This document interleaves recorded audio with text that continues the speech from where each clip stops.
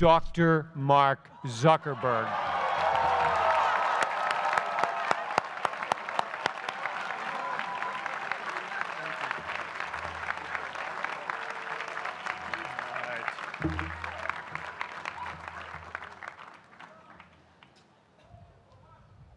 I love this place.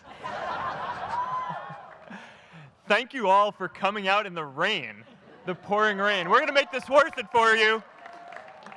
President Faust, Board of Overseers, faculty, friends, alumni, proud parents, members of the ad board, and graduates of the greatest university in the world,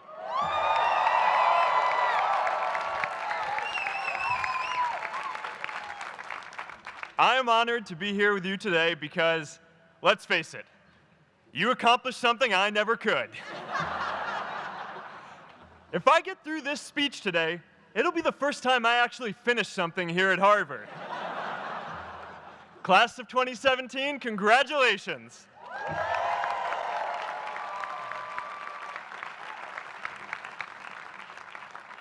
Now, I'm an unlikely speaker today, not just because I dropped out, but because we're technically in the same generation. We walked this yard less than a decade apart. We studied the same ideas and slept through the same Act 10 lectures. We may have taken different roads to get here, especially if you came all the way from the Quad. But today, I want to share what I've learned about our generation and the world we're all building together. But first, these last couple of days have brought back a lot of good memories. How many of you remember exactly where you were and what you were doing when you got that email telling you got into Harvard?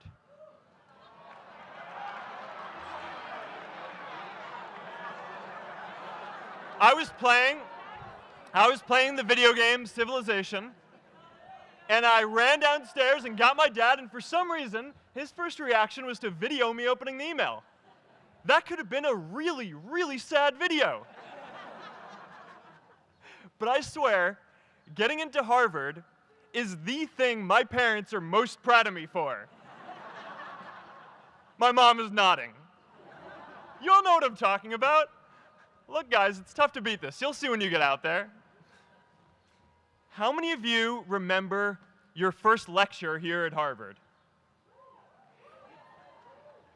Mine was Computer Science 121 with the incredible Harry Lewis. Harry. I was running late for class, so I threw on a t-shirt, and I didn't realize until afterwards that I put it on inside out and backwards, and my tag was sticking out the front. I couldn't figure out why no one in class would talk to me. Except for this one guy, KX Jin. He just went with it. We started doing our problem sets together, and now he runs a big part of Facebook. And that, class of 2017, is why you should be nice to people.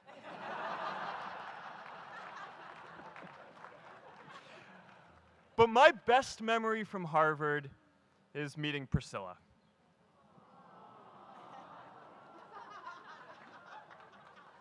I had just launched this prank website, FaceMash, and the ad board wanted to see me. Everyone thought I was going to get kicked out. My parents drove up here to help me pack my stuff. My friends threw me a going-away party. Who does that? As luck would have it, Priscilla was at that party with her friends, and we met in line for the bathroom in the Foho Bell Tower, and in what must be one of the all-time most romantic lines, I turned to her and said, "I'm getting kicked out in 3 days, so we need to go on a date quickly." Actually, any of you graduating today can use that line. I'm getting kicked out today. We need to go on a date fast. I didn't end up getting kicked out. I did that to myself. Priscilla and I started dating, and, you know, that movie made it seem like FaceMash was so important to starting Facebook. It wasn't. But without FaceMash, I never would have met Priscilla. And Priscilla's the most important person in my life. So you could still say it was the most important thing I built in my time here.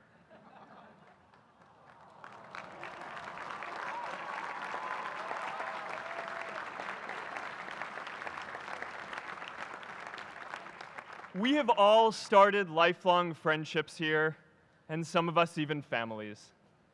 That's why I'm so grateful to this place. Thanks, Harvard.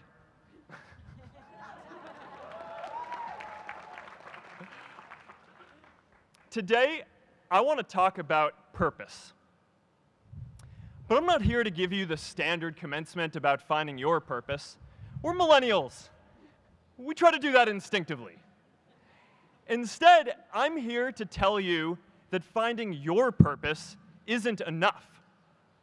The challenge for our generation is to create a world where everyone has a sense of purpose.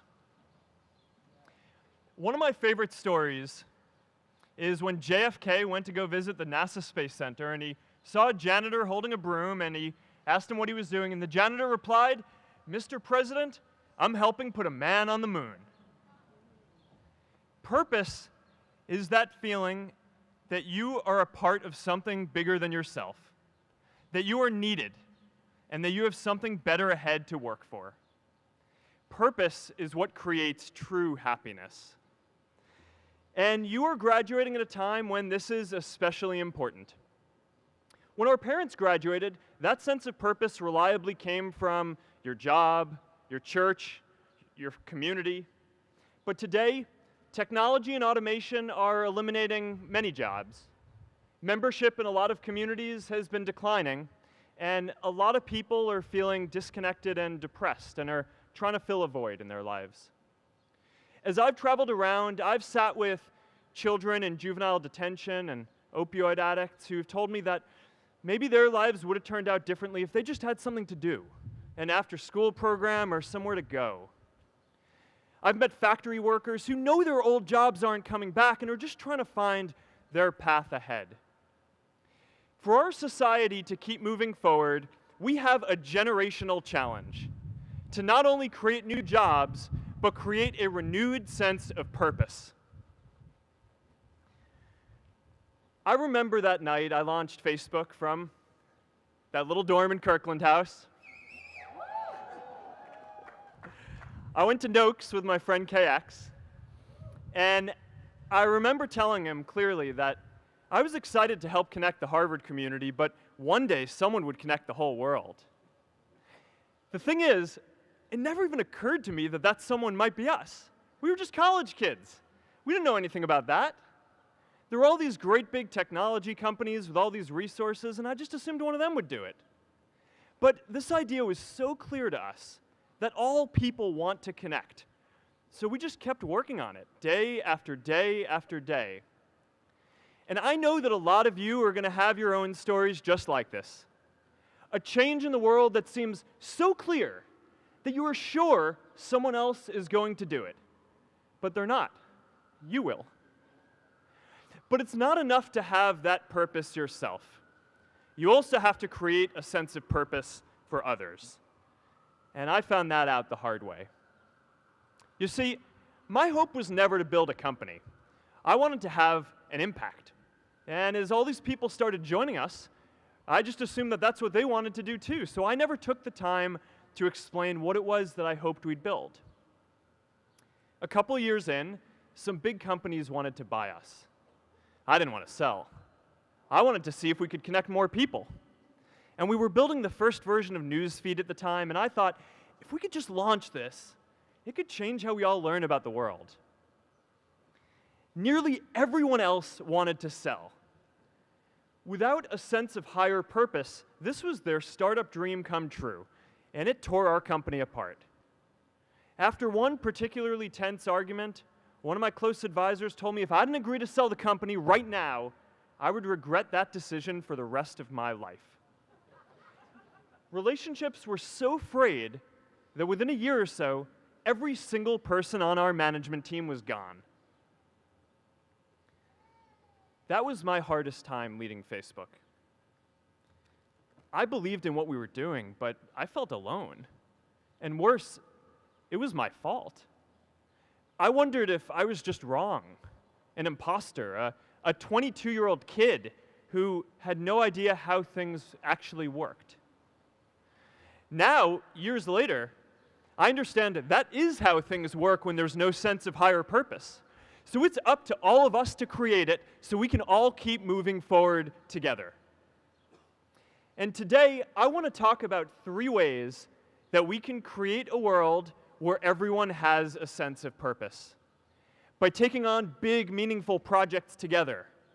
By redefining equality so everyone has the freedom to pursue their purpose. And by building community all across the world. So first, let's take on big, meaningful projects. Our generation is going to have to deal with tens of millions of jobs replaced by automation like self-driving cars and trucks. But we have the potential to do so much more than that. Every generation has its defining works. More than 300,000 people worked to put that man on the moon, including that janitor. Millions of volunteers immunized children around the world against polio, and millions of more people built the Hoover Dam and other great projects. And now it's our generation's turn to do great things. Now I know, maybe you're thinking, I don't know how to build a dam. I don't know how to get 1 million people involved in anything. Well, let me tell you a secret. No one does when they begin. Ideas don't come out fully formed. They only become clear as you work on them. You just have to get started. If I had to know everything about connecting people before I got started, I never would have built Facebook. Movies and pop culture just get this all wrong. The idea of a single eureka moment is a dangerous lie. It makes us feel inadequate because we feel like we haven't had ours yet. And it prevents people with seeds of good ideas from ever getting started in the first place. Oh, and you know what else movies get wrong about innovation? No one writes math formulas on glass, okay? All right? That's not a thing, okay?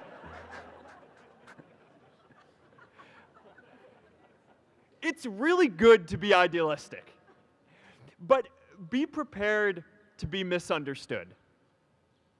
Anyone working on a big vision is going to get called crazy, even if you end up right. Anyone taking on a complex problem is going to get blamed for not fully understanding it, even though it's impossible to know everything up front. Anyone taking initiative will always get criticized for moving too fast because there's always someone who wants to slow you down. In our society, we often don't take on big things because we're so afraid of making mistakes that we ignore all the things wrong today if we do nothing. The reality is, anything we do today is going to have some issues in the future. But that can't stop us from getting started. So what are we waiting for? It is time for our generation-defining great works. How about stopping climate change before we destroy the planet and getting millions of people involved, manufacturing and installing solar panels? How about curing all diseases and getting people involved by asking volunteers to share their health data, track their health data, and share their genomes? You know, today, our society spends more than 50 times as much treating people who are sick as we invest in finding cures so people don't get sick in the first place. It makes no sense. We can fix this. How about modernizing democracy so everyone can vote online? And how about personalizing education so everyone can learn? These achievements are all within our reach. Let's do them all in a way that gives everyone in our society a role. Let's do big things, not just to create progress, but to create purpose.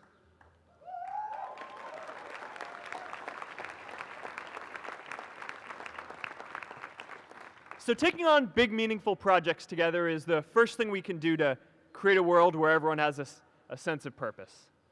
The second is redefining our idea of equality so everyone has the freedom to pursue their purpose.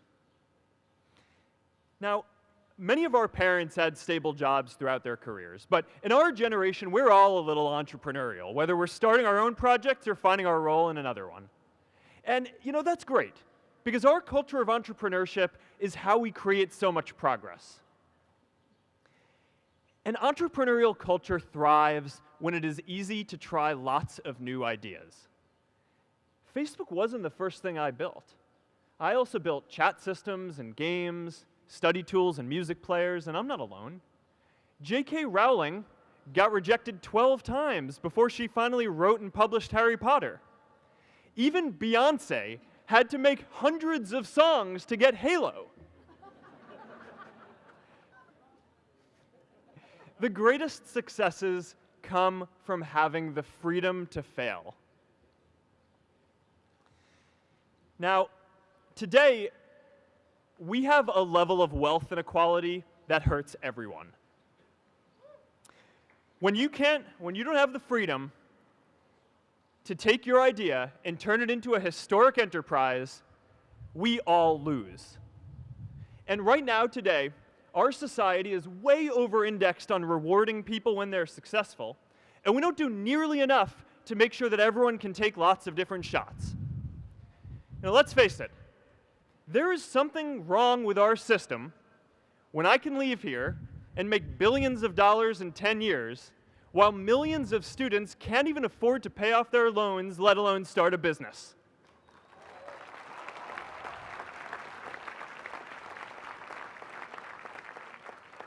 Look, I know a lot of entrepreneurs, and I don't know a single person who gave up on starting a business because they were worried they might not make enough money.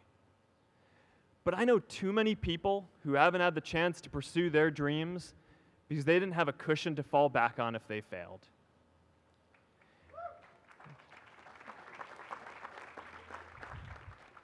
We all know you don't get successful just by having a good idea or working hard.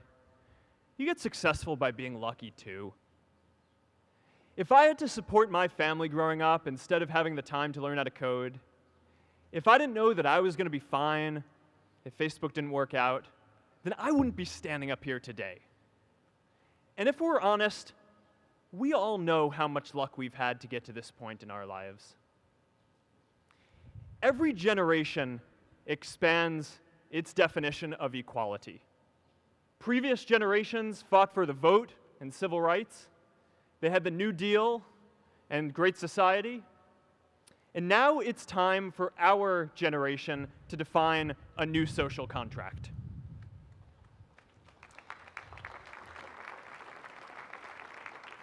We should have a society that measures progress not just by economic metrics like GDP, but by how many of us have a role we find meaningful. We should explore ideas like universal basic income to make sure that everyone has a cushion to try new ideas.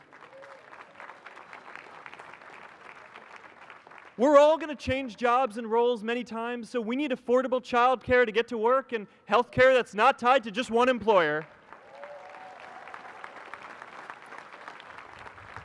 And we're all going to make mistakes. So we need a society that's less focused on locking us up and stigmatizing us when we do. And as our technology keeps on evolving, we need a society that is more focused on providing continuous education through our lives.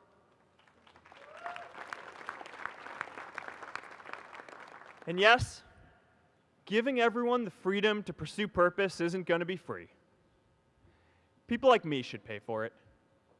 And a lot of you are going to do really well, and you should too.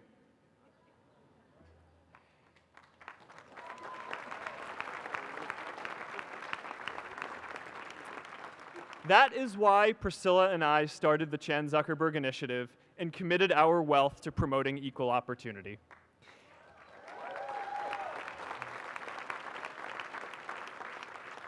These are the values of our whole generation. It was never a question of if we were going to do this. The only question was when. Millennials are already one of the most charitable generations in history. In just 1 year, more than 3 in 4 US millennials donated to charity, and more than 7 in 10 raised money for another one.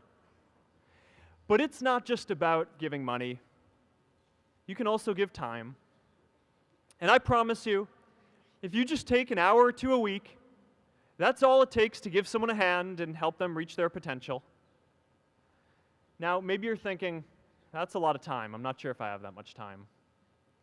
I used to think that. You know, when Priscilla graduated from Harvard, she became a teacher. And before she'd do education work with me, she told me that I needed to get my own experience teaching a class. At first, I complained. I said, you know, I'm kind of busy. I'm running this company. But she insisted. So I taught an after-school program at the local Boys and Girls Club on entrepreneurship. I taught those kids lessons on product development and marketing, and they taught me what it was like growing up feeling targeted for your race, and what it's like having a family member in prison. I shared stories of my time in school, and they shared their hope that one day they would get to go to college too. For 5 years, I've had dinner with those students every month. One of them even threw Priscilla and me our first baby shower. And next year, they're going to college. Every one of them, first generation in their families. We can all make time to give someone a hand. Let's give everyone the freedom to pursue purpose, not just because it's the right thing to do, but because when more people can turn their dreams into something great, we are all better for it.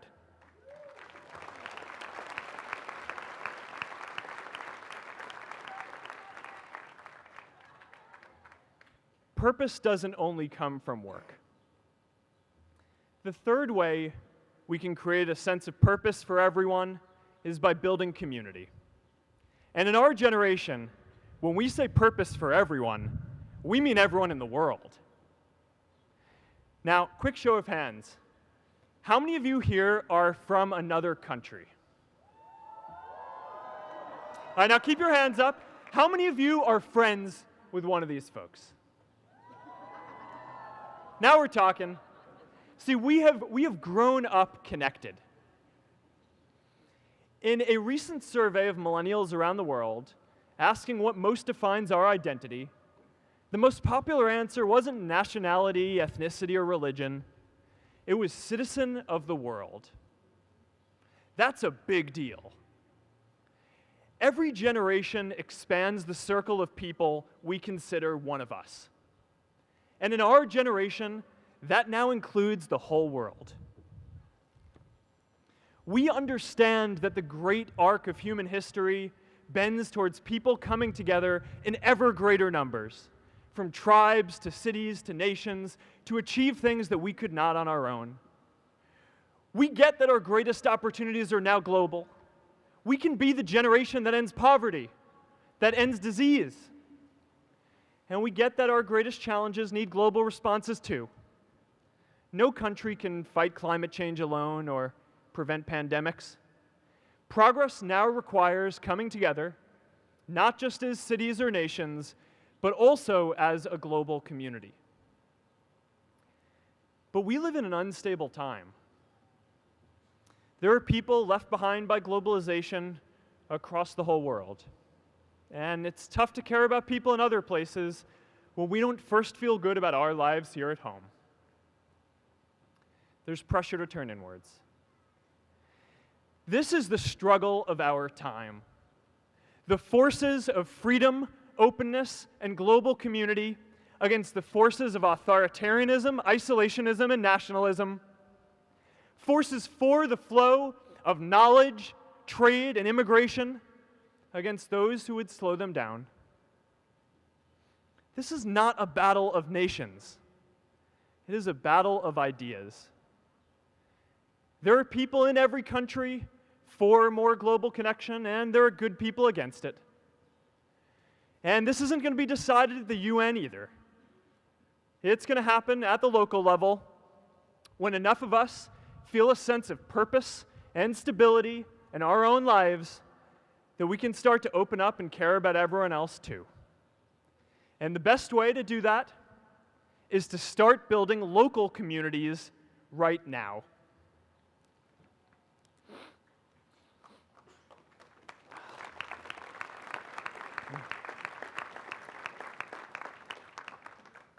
We all get a lot of meaning from our communities. Who here's from Elliott House? How about Lowell? I know you guys found community because you literally live right on top of each other. And Mather? I'll just leave that there. Whether our communities are houses or sports teams, churches or a cappella groups, they give us that sense that we are a part of something bigger, that we are not alone. They give us the strength to expand our horizons. And that's why it's so striking that over the past few decades, membership in all kinds of communities has declined by as much as 1/4. That's a lot of people who now need to find a sense of purpose somewhere else. But I know that we can rebuild these communities and start new ones because many of you already are. I met Agnes Segoye, who's graduating today. Agnes, where are you?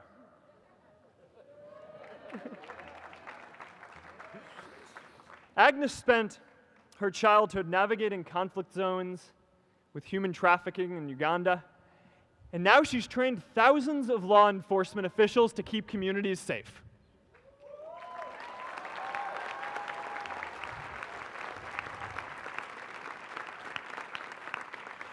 I met Kayla Oakley and Neha Jain, who are graduating today too. Stand up, guys. Kayla and Neha started a nonprofit that connects people suffering from chronic illnesses with people in their communities who are willing to help out.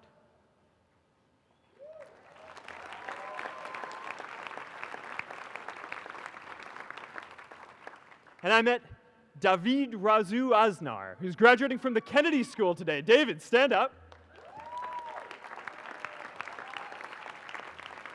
David is a former city councilor who fought to make Mexico City the first Latin American city to pass marriage equality, even before San Francisco.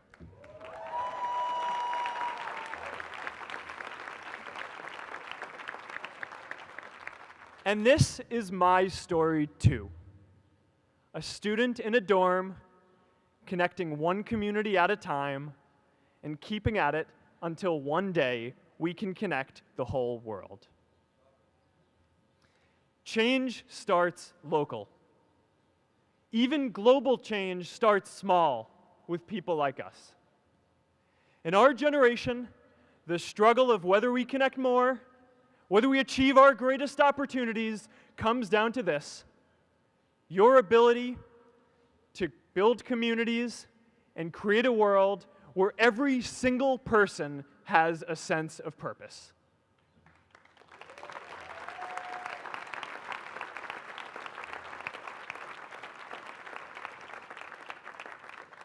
Class of 2017, you are graduating into a world that needs purpose. And it's up to you to create it. Now, maybe you're asking yourself, can I really do this? Well, remember when I told you about that class I taught at the Boys and Girls Club?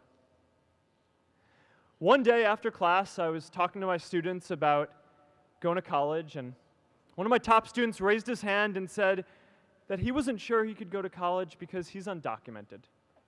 He wasn't sure if they'd take him. Last year, I took him out to breakfast for his birthday, and I wanted to get him a gift, so I asked him what he wanted, and he just started talking about struggles that he saw other students in his class facing, and finally said, I'd really just like a book on social justice. I was blown away. Here is a young guy who has every reason to be cynical. He wasn't sure if the country he calls home, the only one he's known, was going to deny him his dream of going to college. But he wasn't feeling sorry for himself. He wasn't even thinking of himself. He has a greater sense of purpose, and he's going to bring people along with him. It says something about our situation today that I can't even say his name because I don't want to put him at risk. But if a high school senior who doesn't know what the future holds for him can do his part to move the world forward, then we owe it to the world to do our part too.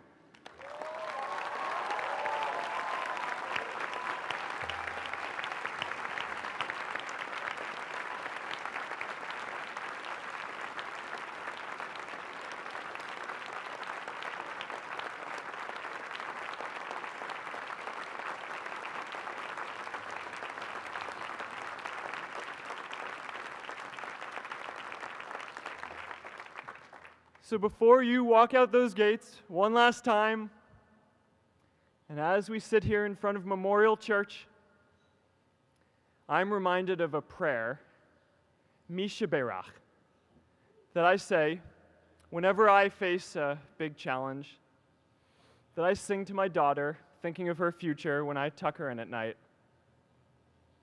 And it goes, "May the source of strength, who's blessed the ones before us, help us find the courage to make our lives a blessing."